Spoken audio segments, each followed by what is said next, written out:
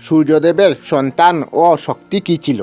কথিত আছে দেবতাদের সকল সন্তানরাই শক্তিশালী ছিল, তবে সূর্যদেবের সন্তানদের বিশেষ উল্লেখ করা হয়েছে। শাস্ত্রে সূর্যদেবের 10 জন সন্তান ছিল, যার মধ্যে সবার প্রথম বিশেষ শক্তিশালী ছিল। প্রথম ছিল দানবীর কর্ণ। কর্ণের মধ্যে এমন শক্তি ছিল যে অর্জুনের মতো যোদ্ধাও তাকে মারার জন্য অস্ত্রহীন হওয়ার অপেক্ষা করছিল। এবং দ্বিতীয় ছিলেন শনিদেব। কথিত আছে তার দৃষ্টি থেকে কোনো দেবদেবীও বাঁচতে পারে না।